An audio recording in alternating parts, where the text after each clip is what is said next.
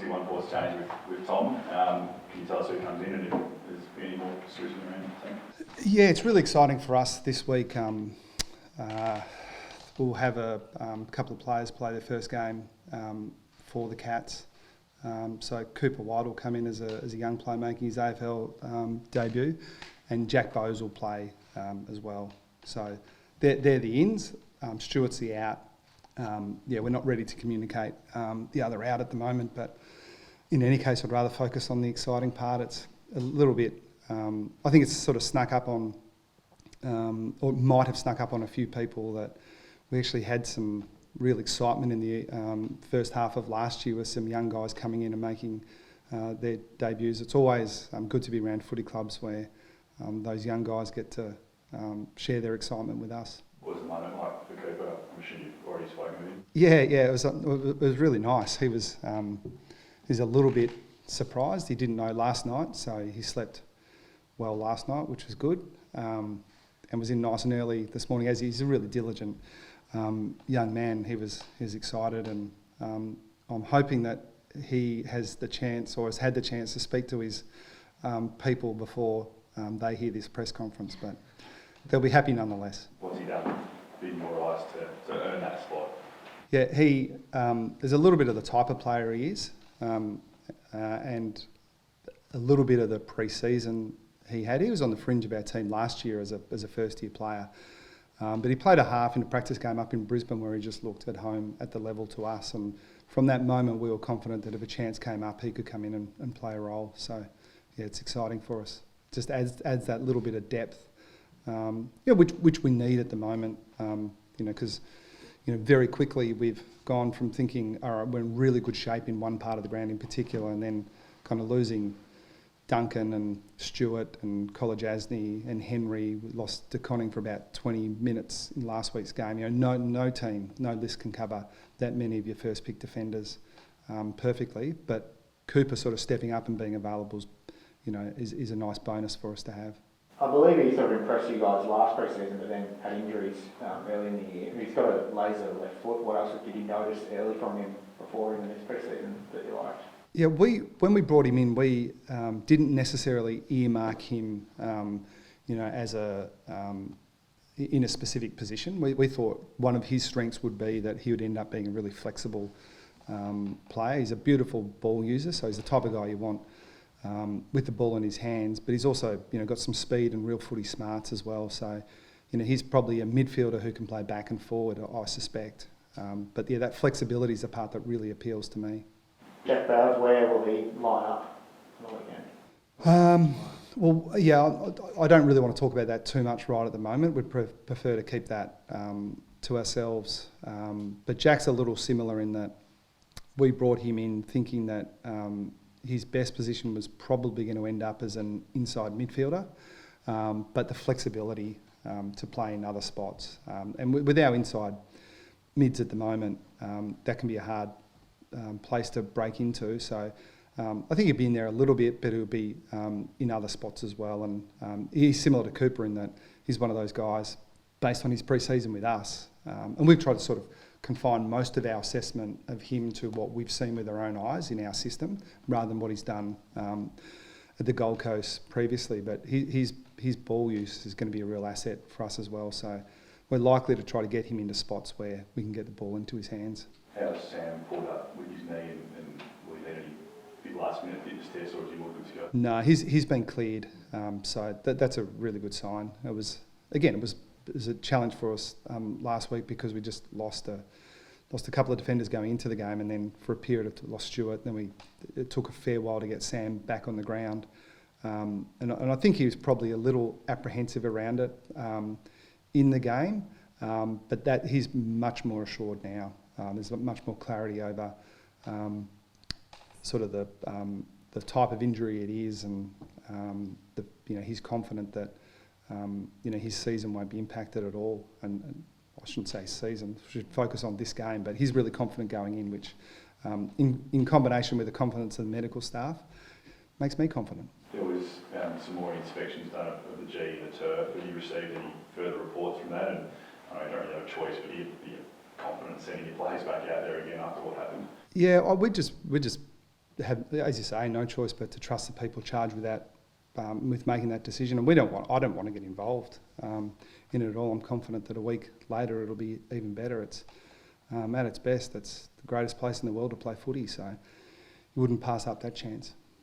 Just on the review from the kind of match and I guess the fade out the last quarter, the players seemed to be able to have the better legs in the end. From your point of view, was there any questions about fitness or effort, or was it just simply being beaten in the crucial stages there?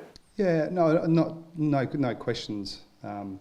Effort. We tend to not be that type of coaching group anyway. We just assume that it's always there, and our guys have got a pretty good track record. I think we'll know it when we see it, but we're not at that point yet.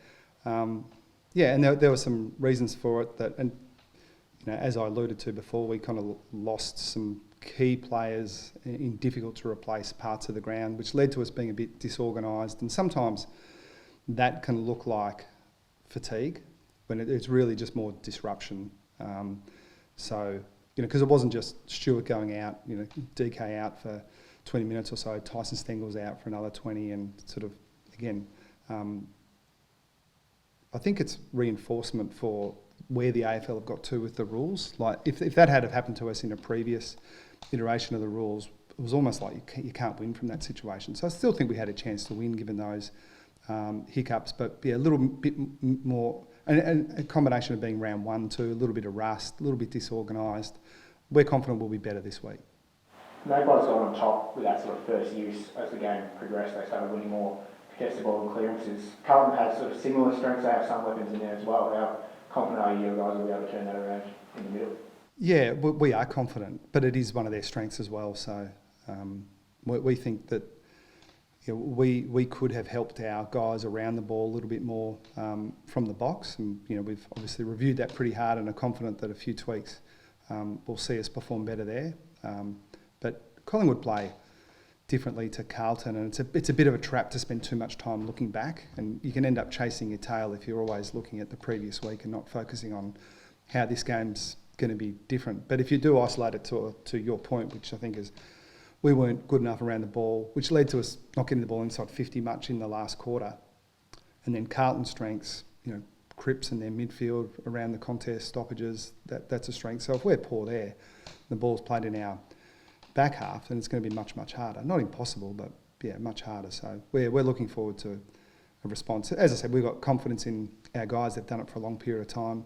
One sort of 20-minute patch here or there is not reason for us to hit the panic button. Talking about defensive stocks and what you've got coming up with Mackay and Curnow, you've got one of the great weapons in Mark Blitzarves, who's for years been that incredible versatile player that not a lot of teams have. Does he become a part of the factor when you're thinking about who can help out a defence, or do you look at the success he's had through the middle of the ground, especially the last couple of years, and risk taking him out of that setup too? Yeah, we think about all of those things more than some might realise, it's a combination of having great respect for what Mackay and Curnow in particular can do, but there are others there as well. Silvani's a threat, and there's Smalls, Martin, and those guys are a challenge. Blitzarves, in my mind, is a unique player. I use that word literally.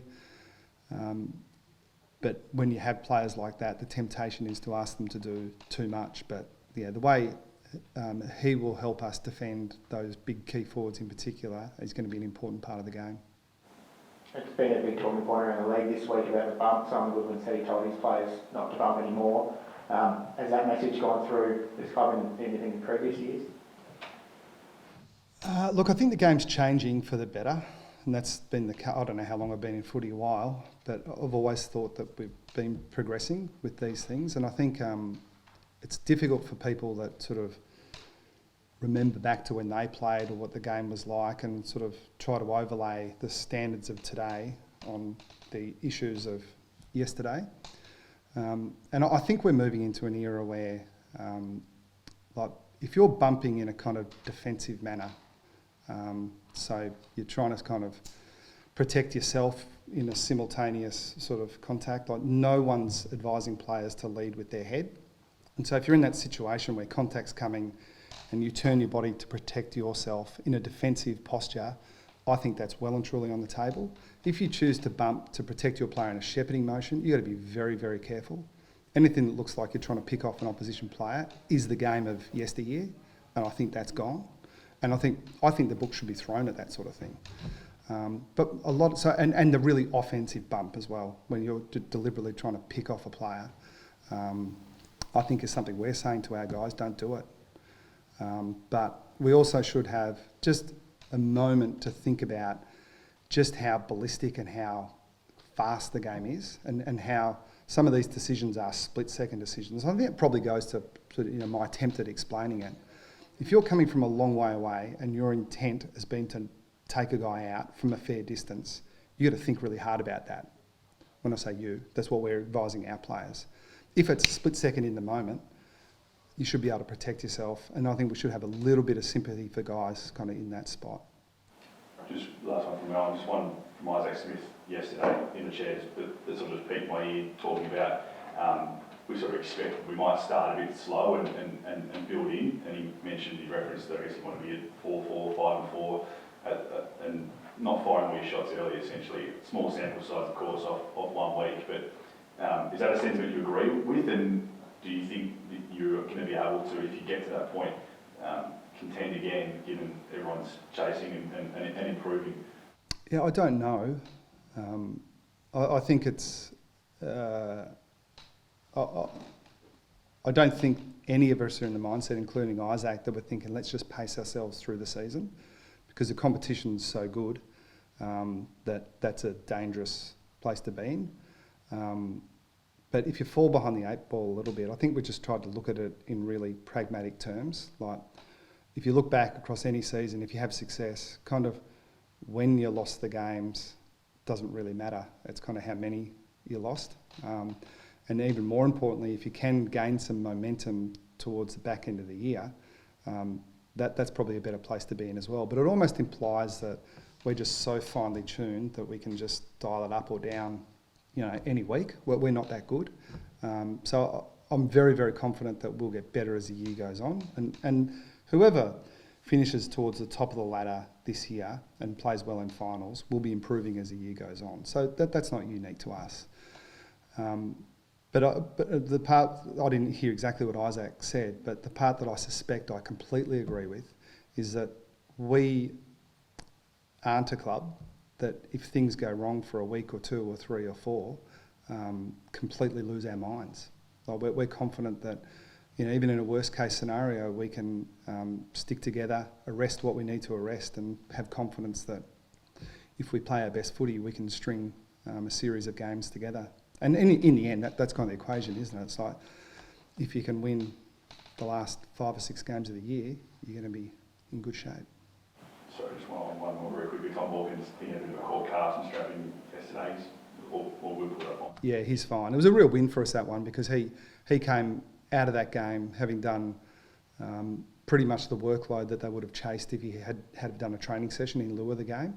So foot came through really well, got a bit of a cork, but recovered well from that, and will be in better shape for this game.